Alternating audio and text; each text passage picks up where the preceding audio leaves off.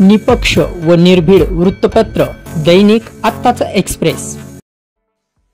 सातत्याने एखादी सामाजिक संघटना या ठिकाणी काम करते आणि 93 वर्षांमध्ये विविध प्रकल्प उभारत समाजाला एकत्रित ठेवत समाजाच्या गरजूंना आवश्यक ती मदत करत संस्था सातत्याने पुढे जाते। मला असं वाटतं की अशी उदाहरणं फार कमी दिसतात, पण चित्पावन ब्राह्मण संघ नाशिक, मी मगाशी हे जे पुस्तक या ठिकाणी चित्पावन 75 हे पाहत होतो, तर त्याच्यामध्ये जी 1933 ला सभा झाली होती त्या सभेचं इतिवृत्त मला त्याच्यामध्ये वाचायला मिळालं।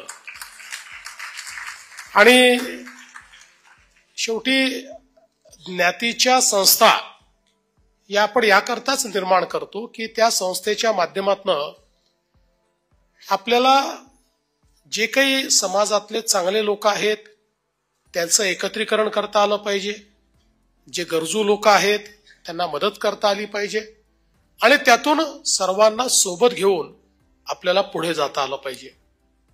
खरं म्हणजे आपण जर महाराष्ट्राचा आणि भारताचा इतिहास बघितला तर या संपूर्ण इतिहासामध्ये समाजाचं कुठलंही क्षेत्र आपण काढून बघा, त्या क्षेत्रामध्ये अग्रणी आपल्याला चित्पावन ब्राह्मण समाजाची लोक मिळतील।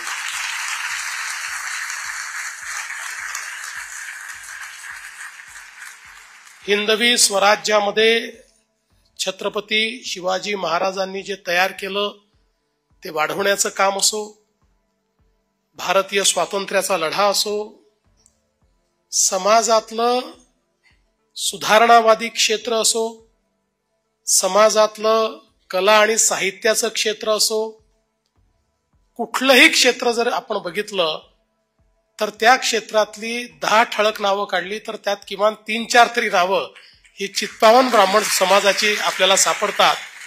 कारण अतिशय बुद्धिमान आणि अतिशय मेहनती अशा प्रकारचा हा आपला समाज आहे। आपण बघितलं असेल तर अतिशय विषम परिस्थितीतून वर आलेला समाज आपल्याला पाहायला मिळतो।